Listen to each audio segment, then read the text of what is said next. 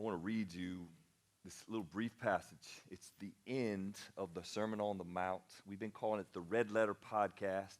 It's Jesus' words. It's a sermon that he gave. He sat on the side of a mountain. There's a group of folks that sat in front of him, and he spoke. I want to just read you what he says. Anyone who listens to my teaching and follows it is wise, like a person who builds a house on a solid rock. Though the rain comes in torrents and floodwaters rise and the winds beat against the house, it won't collapse because it's built on bedrock. But anyone who hears my teaching and doesn't obey it is foolish, like a person who builds a house on the sand. And when the rains and the floods come and the winds beat against the house, it will collapse with a mighty crash. When Jesus had finished saying these things, the crowds were amazed at his teaching, for he taught with real authority, quite unlike their teachers of the religious law. I read that last line, and I thought, I got to sit up there and talk after reading that line. Jesus spoke in ways that no one had ever heard before when he sat in front of this crowd and he gave the Red Letter Podcast, and they took it in, and it just landed in a different way. So this morning I got here early, and I sat right there and prayed for y'all, for me, for this. And I wondered, and I asked the Lord, like, how would you say this? So obviously it's written down in print, in red print in your Bible, but how would you say this? I thought, man, Jesus, all preachers care a little bit about how many people are in the room. Jesus wouldn't care, right? Jesus would draw thousands and thousands of people by doing a miracle, so all these people show up, and then he'd say something crazy and run half of them off, right? Like he'd say something so direct that they had to deal with it, and they'd run off. He wouldn't care about that, but he would care about you in ways that I am incapable. It's frustrating as a communicator, but to represent his words, he would be right here and he is in a sense that his word is here, and communicate directly to us. What would it be like? I thought about, what if I was in the seats and Jesus was speaking to me, and I was right here on the front row, and he was speaking to a group, but I was there. Would I hear him? What would I hear? How would I react? Well, the passage actually tells us how they react, so I'm assuming you and I would react similarly. It says they were amazed as he spoke. What do you think they were amazed by? Like his intellect? He's kind of smart, right? Like he's the Son of God. There's a word called omniscient, which means he knows everything. That means he knows everything that anybody has ever thought. That's kind of smart. Like, so there's not a book that he doesn't have memorized. Kind of smart. He knows what you were thinking when you ate breakfast this morning. That would be an interesting spot for me to be in. If I knew what you ate for breakfast this morning, like I could illustrate off of one of y'all, and you'd be like, no, bro, seriously, I didn't eat that much. Like he could talk to us directly about everything about us. So he could have all been with his intellect. You talk about a storyteller, the greatest storyteller of all time, right? He was here at creation. He actually created this place. I'm not talking about the building. I'm talking about the earth and all the things in the universe he created, so he could tell the story about creation at the very beginning. You talk about a storyteller. He knows every one of your stories from the time you were born. He knows everything that you ever done, so he could literally call out one of us and start telling our story. It'd be awkward for you if he called your name, but he could tell your story and teach the crowd. He's the greatest storyteller of all time. But why were they amazed? Because of this authority that he had. You see that word in there? Word always excites me and bothers me. It's something that I want. It's something that I know I have with the Holy Spirit inside of me. And when I'm speaking to folks that have the Holy Spirit inside of them, there's this authority. I've tasted it. I've felt it. I felt him speak to me with authority. It's just a different place when he speaks. And so they recognized it. They were amazed by his authority. Today, I couldn't help but think, what if I could stand up here like Jesus and speak with complete holiness?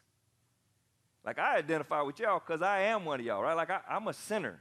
I can go through my week and catalog the times that I've sinned just like you can, so we relate. Jesus can relate to us because he's human, because he's been tempted, but he's never experienced sin.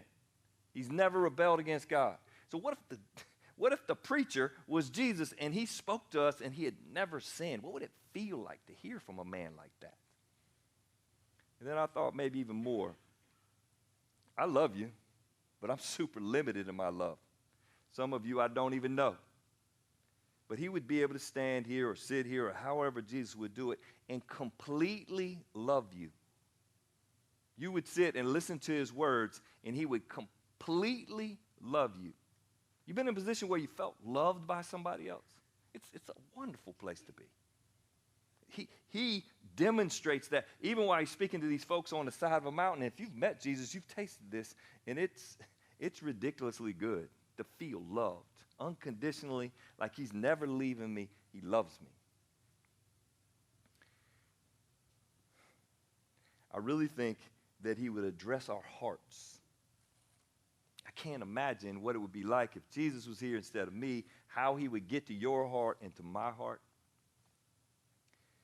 It's funny, I doubt anybody would leave and say, that wasn't very deep, right?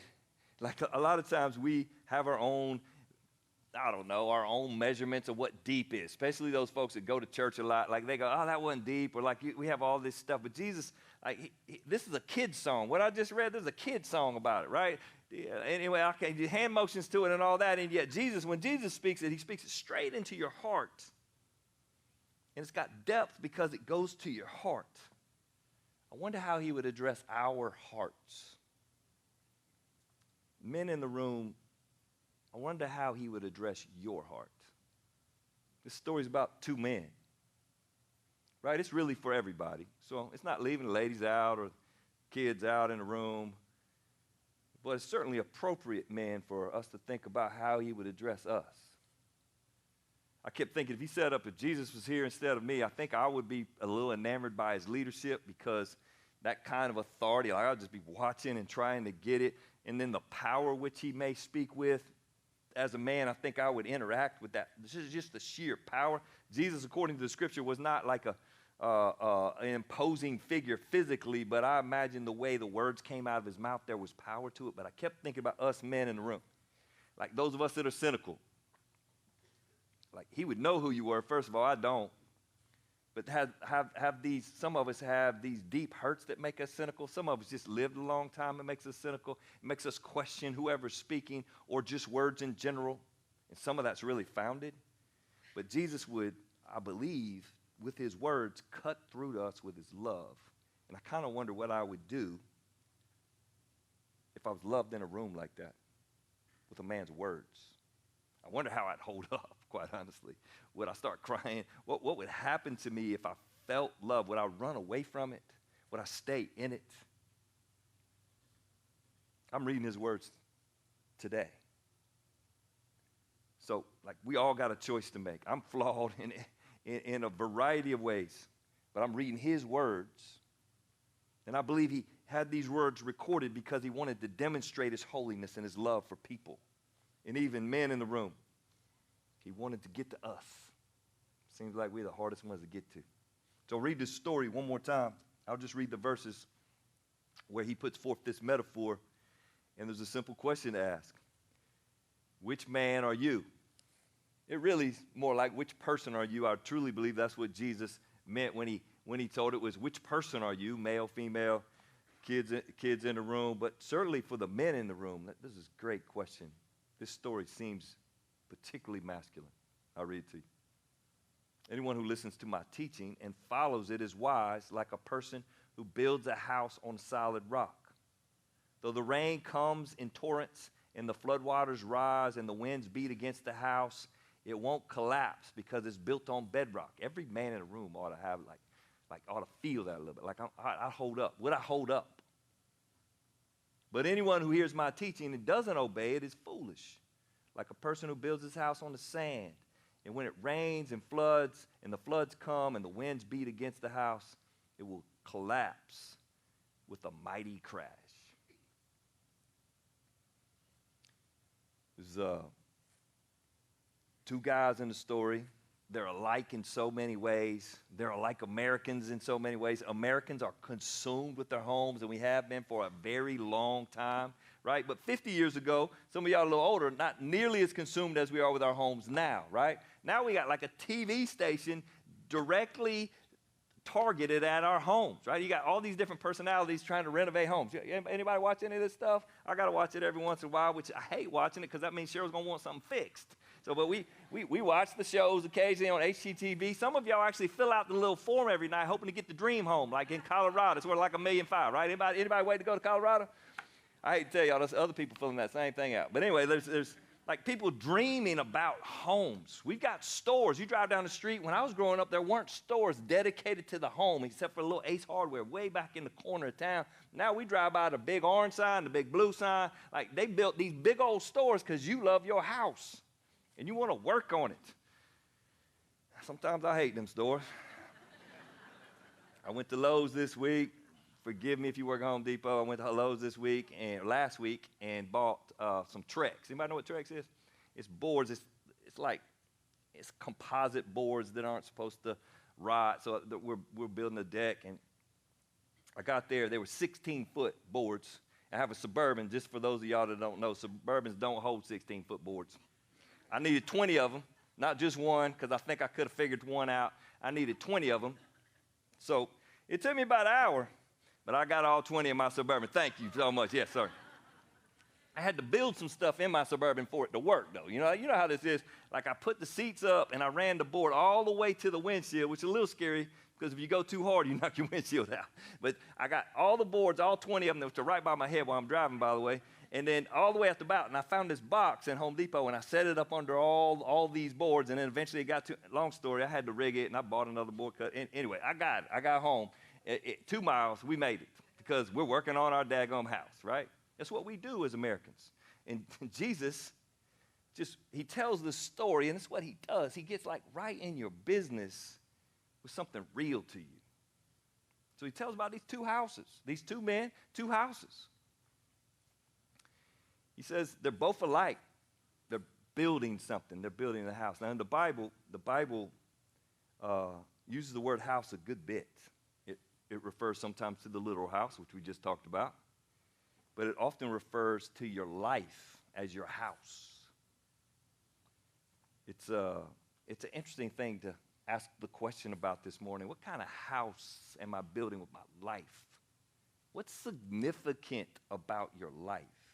Like, what are you doing that matters, that'll last? It's a hard question. I hope the young men in the room, the 14-year-old, the 17-year-old, 22-year-old young man, hope you're planning on being something, right? Like be something instead of just do something or watch something. Like be something. I hope you're dreaming about being something someday. He's asking, like, is there any significance to your life? Like he's saying, let's go. Let's be something. And he's going to put that thing under pressure here in just a minute. Another way the Bible talks about house, it talks about your family. I look across the room, see a variety of families represented.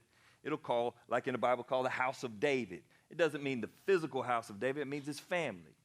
And it reflects on who a man is or on who a woman is. There's not a serious man in the room here that hasn't thought about the future of his family, like what they're going to look like. A lot of times here at Radius, if you haven't been here before, we talk about the picture on the wall. Like there's a picture of a family, and I'm shooting for that. If you're a man or a woman, you got a family you're responsible for, you're shooting to get to that picture. Now, you may or may not get there, but you got the future in mind. That's what it looks like, the battle for that house, your family. The future's got to be in your mind to go forward. Another thing the Bible talks about as a house is ministry. So in the Old Testament, they call the temple the house of God, right? In the New Testament, a lot of times they call us the household of faith, the family of faith. So like all of us in the room, if you're a partner here at Radius, we have a responsibility for this. Not just my responsibility, it's our responsibility. We share the responsibility. If somebody in town calls this church healthy, that's because you're healthy. It's because we are healthy, because you're handling your business in this house. And we make up a house. I just had somebody tell me right before I walked in here. They've been coming for, right after last service, they've been coming for a year and never been anywhere so healthy. So thank you. It's not about the preaching or the worship. It's certainly not about this building. It's about us, the house, the household of faith here. You see, her stories, and we'll have to capture them sometime because it was so encouraging. Proclaimed atheist just a few years ago, her neighbors on both sides come here, and they just lived it out. They owned their responsibility here and represented our household of faith, and they're getting baptized in 2 weeks. You don't want to be here because it's going to be a party, right? Because that's what we celebrate here. And then sometimes the Bible actually speaks about society as a house. That's interesting, right? Thinking about Lexington as a house, thinking about South Carolina as a house, the country as a house. In the Old Testament, it will talk about it being the house of Israel. So it would be, you think about Abraham, who is the original father of all Israelites, right? The original Jew, Isaac, and then Jacob, whose name is changed to Israel. It's the house of Israel. And certainly as we look at our country right now, we think of the White House, right? The House of Representatives. We have houses represented in our country, and there's great question how healthy our house is, right? For many of us, we could definitely impact is 29072, which most of us live in. We would be responsible for this part of that house and keep it clean and battle for it. All those are legitimate ideas of house as you read this story, these two houses that are built, and both of them are tested by a storm. These guys both build a house. You kind of imagine in your head that the houses look really similar. Both guys had to listen to the same sermon, it seems. Jesus says in the passage, he says, they listened to my teaching. So you can imagine these two guys in the story sitting on the same row, maybe on opposite sides, one over here and one over here, and they listen to the same sermon that Jesus is. So the sermon's solid. You can question mine today, but Jesus' sermon is going to be theologically correct, I guarantee you, right? Because he wrote it, right? Like he created. Like it's going to be theologically. He's evangelical for those of y'all that evangelical. He got to be evangelical because you're evangelical, right? Like it's going to be theologically exact, and folks sit, and it's going to be powerful. He's not going to miss a beat. And two guys sitting in the same audience, listening to the same sermon, taking in the same information, are going to go totally opposite ways. Tony Evans says that they went to church together, two guys in the story. I love that. You can just imagine going to church together, these two guys, listening to Jesus, and then they're both going to be affected by the same storm. So if you caught it in the passage, the floodwaters rise, the torrents begin, the wind beats against the house, both houses. So again, I heard this week that in the same neighborhood, right? The houses are in the same neighborhood. You imagine them looking very similar. I got a picture of a house that got hit by a hurricane. How about that? I'm pretty sure that picture's in Mexico, and like almost everything wiped out, and then you got this one big house. If you watch too much HTV, you think that's your house, right? Like most of y'all would be thinking, like, you see that little red house back there in the back? It's like 1,200 square foot. That's probably our house back there. But nonetheless, there's 4 or 5 houses. The storm came through, and look at this house on the left. I mean, it took it right off the slab. It's gone. Yet there's these few houses that survived this massive hurricane that hit Mexico several years ago. And so Jesus, he's telling this story. Like both guys built a house. Both guys heard Jesus teaching. Both guys lived in the same neighborhood. One house made it, and one house didn't. Let's look at their differences. What does Jesus say? He says, one man built his house, in the NLT says bedrock. Built his house on the rock, and the other guy built his house on the sand. He calls the man who built his house on the rock, what's he call him? Wise. The guy who built his house on the sand, what's he call him? Foolish. So here's our difference. Rock and sand. Rock and sand. I don't know if you've dig in your yard. Cheryl asked me to dig in our yard on occasion, way too often. And anytime you hit a rock, it's terrible. Like if you're digging a hole to plant a plant, like you hit the rock and you got to rework it. You got to go get the pickaxe. You got to work around the rock and help us if there's like a big rock in there. How are we going to get that out? Or if the ground is rock underneath, then you actually got to bore into it, not for a plant, but for a house. To place a foundation, it takes a ton of work to put a house on a solid foundation that is rocky. For those of y'all in the construction business, you would know that it's difficult if you're going to put a house on the rock. It's slow if you're going to put a house on top of the rock. And then what else in construction business? Expensive. If it's difficult and slow, that means it costs more money. On the sand, build a house quick on the sand. Like, especially if you're not worried about how deep those pylons are at the beach, right? You can build it quick. You can build it easy. And therefore, it's less expensive. It doesn't cost much. So what does it look like? What does Jesus say it would look like for you to build a house on the rock instead of building a house on the sand? It's very, very simple phrase. He says, anyone who listens to my teaching and follows it is wise. Another translation says, acts on it. I like that better. Anyone who listens to my teaching and acts on it is wise. And then what does he say later? But anyone who hears my teaching and doesn't obey it, which is a great word. The other translation again says, does not act on it, is foolish. I wish I had something really complex to tell you today. I guess that's just very, very simple and yet incredibly difficult. If you've been with us the whole ride, we've done 10 of these, so this is the last podcast. And we're talking about what it would be like to be a real disciple today. So for 10 weeks, we've taken these 3 chapters of the Bible and we've gone through it. And what has Jesus said throughout because he's closing it. These are his last words in that long sermon. He's trying to reiterate his point. And he's saying, hey, I need you to listen to me. So good, you listened to all 10 podcasts, or you read all 3 chapters. Now I need some movement. I need you to act. Because if you don't act, it don't matter what you heard. It doesn't even matter that you were here. It only matters if you act. And I really like that word the NLT uses for the second one, obey it. What will we obey from the Sermon on the Mount? You cannot miss the attitude in the Sermon on the Mount of opening up your hands and letting him look at your life, and eventually when your life meets his holiness, which is why I wish he was here. Because then you'd have to deal with his holiness. You don't have to do that with me. You only can do that because of his word or whether the Holy Spirit gets to you. You have to deal with his holiness. He would meet you, and you and all your stuff, right?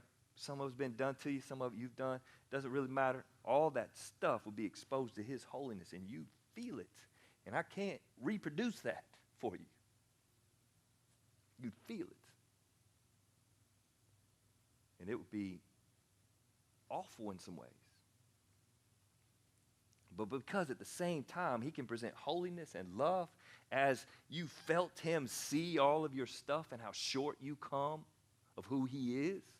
In the same motion, he'd take your hands and probably grab him with his hands and pull you close and show you how much he loves you. Like all in one motion, see it and embrace you all in one motion. It's just overwhelming. He's like, you got to act on this. You can build something that looks really beautiful and religious. And when the storm comes, it's gone. There's nothing holding you when that thing hits. Very appropriate to read this passage and think about the storms of life. It's also really appropriate to read this passage and think about the final storm. I've seen guys write about both. Storms of life, many of us experience them, right? Some of you as an individual have just been punched in the gut in the last 12 months. And when you get hit really hard in the gut, oftentimes the Bible, when it talks about a storm, it's talking about trouble that's come upon you. Maybe you earned it. Maybe it was brought upon you. It doesn't really matter. Like if it's your life, you were punched in the gut, and have you gotten back up off the mat yet? Some of our families have taken tremendous shots. So we had this legacy all figured out. We had this picture on the wall that we were shooting for, and our family just took this tremendous shot. Last service, I looked at 3 families that lost a loved one as I was reading these words. And who is the family now after taking that shot? Radius is taking shots. We'll take shots throughout the rest of our history. Who knows how long our church will last. Hopefully it'll be for a long time producing fruit. We'll take shots. Some shots like we self-inflict. Like we like changing stuff just to try to reach people. Some of y'all, they used to call us Change Church in the first 5 years of this church. So we were trying so hard to reach our community. So we change stuff every other week. And if it feels a little wonky, like it's not like on its mooring sometimes. The question is like, who are we after we work through some of those changes? It shows who we are. Our society certainly needs a couple men to stand up and stand firm. You just wonder what would happen to Lexington if a group of men, and I am picking on the men, if we stood up in a spiritual way. I wonder what would happen to the 29072. And those of y'all know me, know I ain't talking about politics. Like, what if we knew how to pray?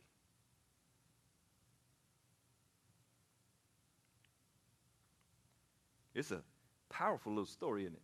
When it kind of gets up in your business and you start questioning your life, your family, your ministry, your society, all dependent on whether you act on the words of Jesus.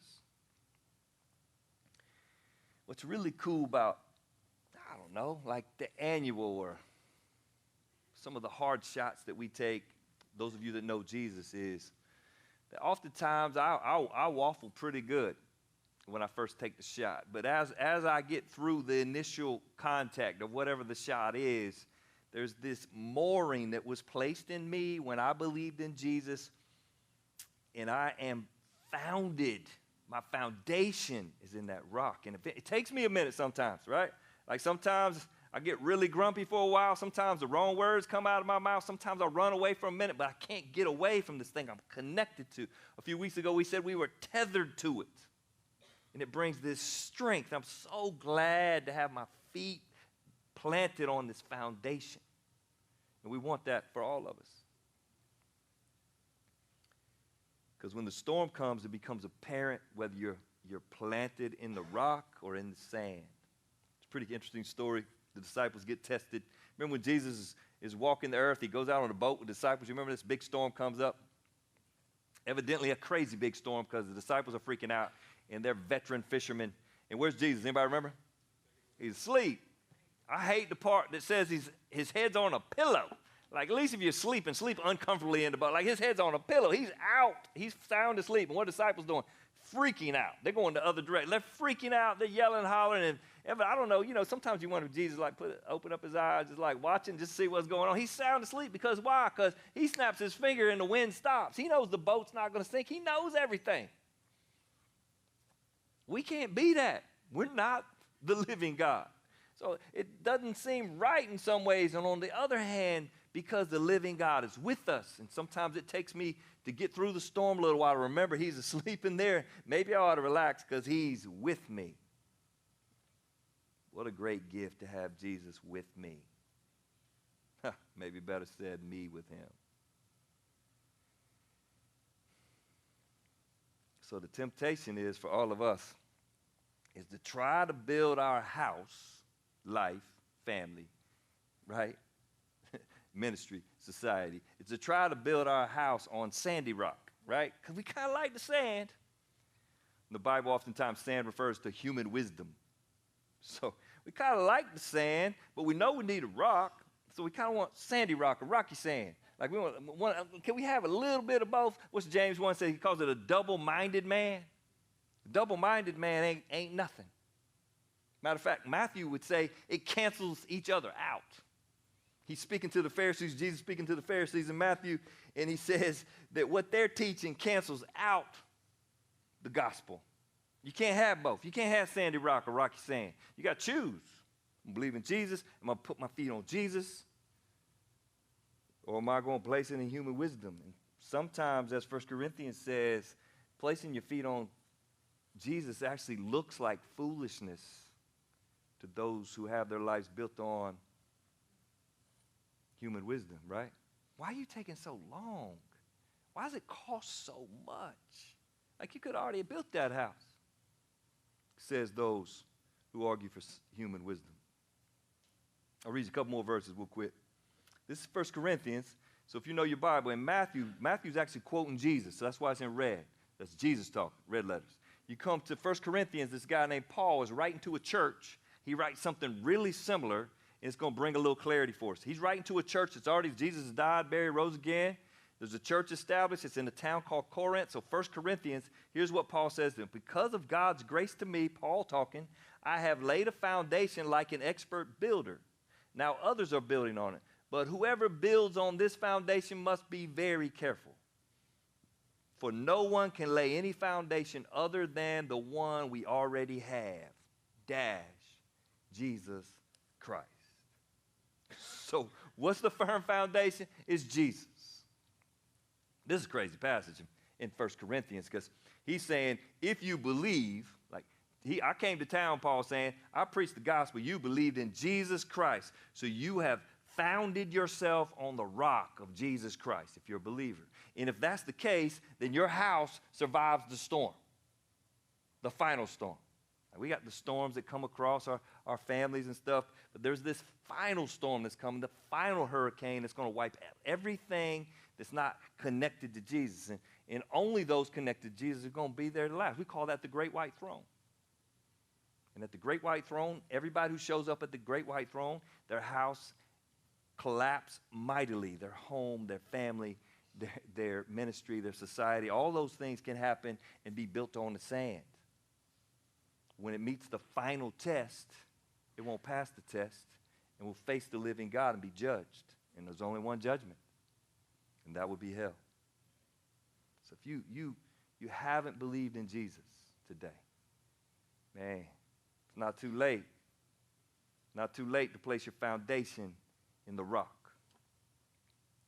But this 1 Corinthians passage is interesting because it seems like you can build your house on the rock and pass the final test of the storm, but still suffer deep loss, which is going to make all of us look in the mirror this morning. Check it out. Verse 12. Anyone who builds on that foundation, so we're on the foundation, we believe in Jesus, they can use a variety of materials. I love it that it lists them all together. Gold, silver, jewels, wood, hay, or straw. I don't know about you, but I want some gold. Straw ain't really attractive. But he's not saying because of value. He's saying it because of its durability. Gold, silver, jewels, wood, hay, straw. But on Judgment Day, fire will reveal what kind of work each builder has done. The fire will show if a person's work has any value. If the work survives, the builder will receive a reward. If the work is burned up, the builder will suffer great loss. The builder will be saved, but like someone barely escaping through the wall of flames. It's interesting, isn't it? It's an interesting contrast. So the storm comes, for those of y'all that believed in Jesus, and the storm blows by, and we survive it, even get to be with Christ at the judgment seat of Christ. 1 Corinthians 5, right? 2 Corinthians 5. We get to be there with Jesus at the judgment seat of Christ. It's a celebration. We survived the final storm because of what? Because of this. Because Jesus came, died, bled on the cross for us, and we believed, and so he actually brought us through the storm, the foundation. But then he says at the judgment seat of Christ, it's still a judgment. You're going to look at me and you. It's heavy for me to say this. He's going to evaluate our lives, and he's going to see if we followed through on this gift that we were given of this firm foundation and built on it in the same likeness. So there's this possibility that you and I could run through this deal and build a beautiful house on the rock that does not endure the flame. As a matter of fact, this passage would actually say when we meet Jesus, he will be so overwhelmingly beautiful, awesome, that we'll suffer loss. We've endured the storm. We're meeting him in heaven, and yet there's this loss because you see his greatness and you wish you had acted more, you'd moved because of how he moved. So on a Sunday where you're reading like just the words of Jesus, and they hopefully find their way to your heart, it's a great morning for us to look at ourselves. The early church, they would break bread and pass the juice once a week.